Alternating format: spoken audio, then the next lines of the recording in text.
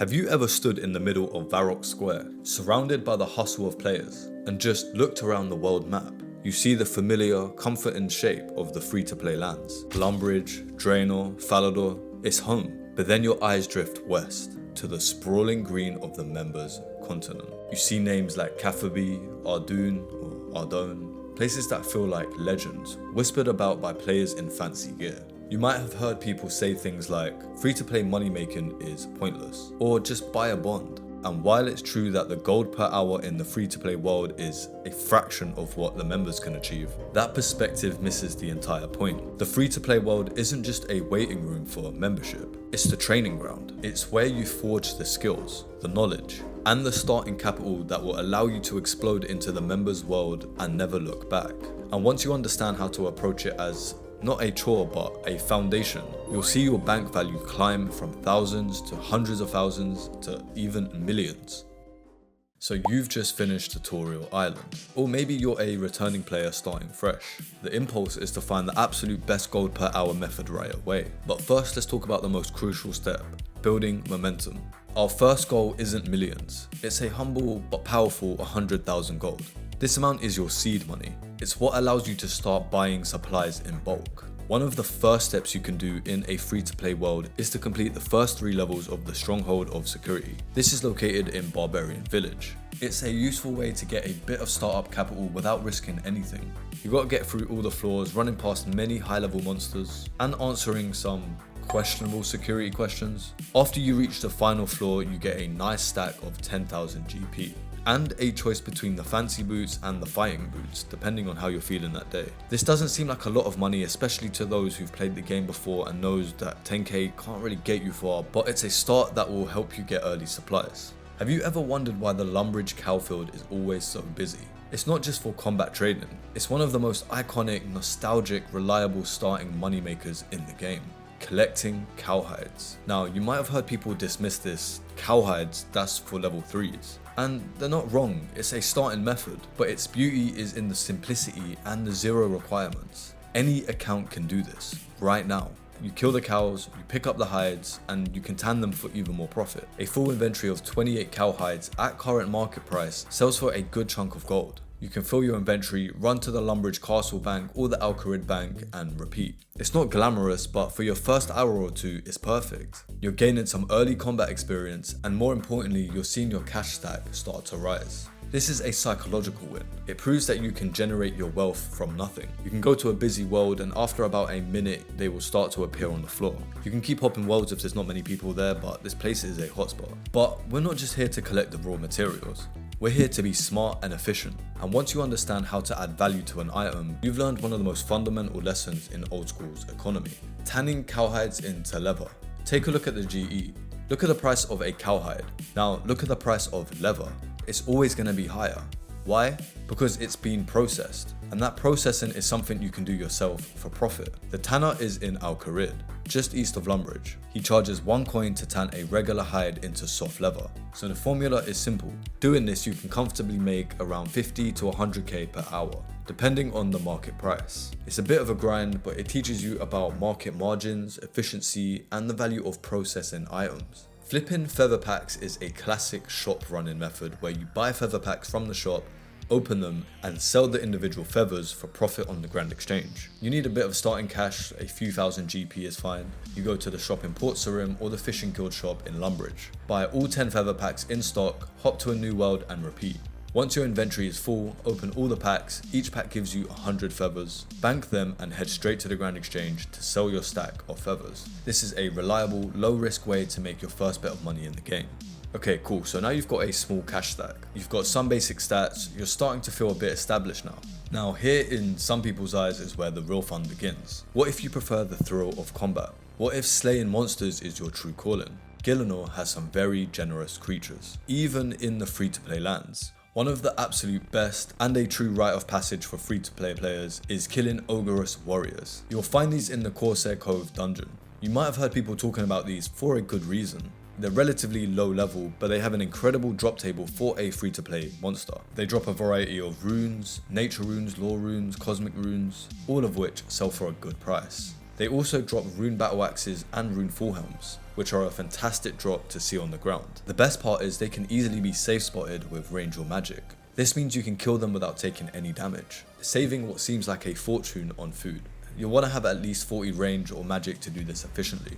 Fill your inventory with loot, teleport back to the bank, and repeat. And whenever you get bored, you can change it up with some different moneymakers, like filling jugs of water. One of the most basic, zero risk moneymakers in the game. You simply fill the jugs up with water and sell them. You go to Falador, get the empty jugs from the stand, run north of the bank to the water pump, use a jug on the pump and it will fill your entire inventory. Run to the bank, deposit the jugs of water, and repeat. It's not the fastest GP, but it's incredibly simple. You could also make anchovy pizzas, the best free-to-play food in the game. All you need is 45 cooking, which you can get really fast. You could also string amulets, this is really good. And you could even go to Brian's archery shop, get some supplies, and sell them on the GE. Bear in mind though, if you're an absolute fresh account, I think you need to do something like have 10 quest points and be playing for 20 hours or something like that before you're allowed to even sell on the GE, so bear that in mind. Now, at this point, your bank value might be sitting at 500k. Maybe even 1 million GP, and the temptation is overwhelming. You look at the price of an old school bond and you think, I'm getting closer, I can almost afford it. And this is where we need to pause and make sure we don't fall into the bond trap. A bond is your ticket to membership, but grinding solely for that bond in free to play can be one of the biggest mistakes any player can make.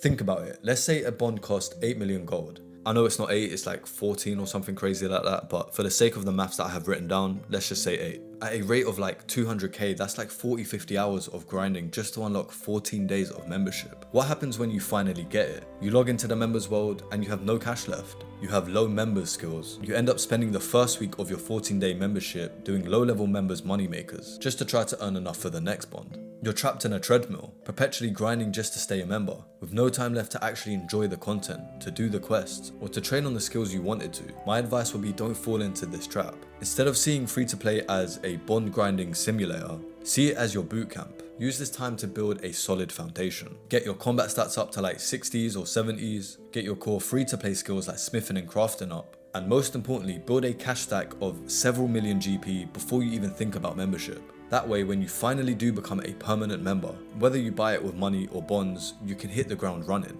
You can afford good gear, you can buy supplies for questing, and you can train expensive skills right away. You break the cycle. You play the game on your own terms. It's quite funny, isn't it, how a lot of things in OSRS relate back to the real world. But that's a discussion for a different video. Okay, now back to money making. So far we've talked about gathering, processing, and combat. But what if I told you the most powerful money making method in all of Old School RuneScape requires no combat, no skilling, and can be done standing in one spot? Have you ever wondered how some of these players have endless amounts of gold without ever leaving the GE? They've mastered the art of flipping. Flipping is, at its core, incredibly simple. Buy an item for a low price and sell it for a higher price. The difference between those two prices is called the margin, and the margin is your profit. You might have heard people say that flipping is too complex or that you need a lot of money to start, but that's just not true. You can start with the money that we made earlier. Let's use a simple example, team capes. You go to the Grand Exchange, you put an offer in for a team cape for, say, 10% below its market price. Let's say it buys instantly for 150 coins. Then you put in a sell offer for that same cape for 10% above the market price. Let's say it instantly sells for 200 coins. You found your margin. The margin is 50 coins per cape. Now you can put a larger buy offer, say 1,000 capes at 151 coins each. You wait for that to buy. Once it does, you turn around and you sell 1,000 of them, let's say for 199 coins each. You've just made nearly 50k gold in just a few minutes of work. This is a skill. It requires patience and a little bit of research. You want to find items that have a good trade volume. Things that are bought and sold on a daily, and things with a healthy margin. Runes, arrows, popular free-to-play gear, and resources are all a fantastic place to start. The key is accurate, up-to-date pricing information. To get the best margins and track which items are profitable over time, you need good data. Manually checking margins on hundreds of items can be time-consuming. You need to know not just the price right now, but the price over the last few days, or hours, or weeks. I like to use 07.gg. A tool like this becomes an absolute game changer. It provides real-time Grand Exchange data, it tracks price history, and even suggests potentially profitable items to flip. It takes the guesswork out of it and lets you focus on making smart trades. 07.gg are the sponsor of this video, but even if they wasn't, I would still suggest this tool as I use it myself all the time. Flipping is powerful because it scales with the amount of cash you have. A 10% profit on 100k is 10k. A 10% profit on 10 million is 1 million.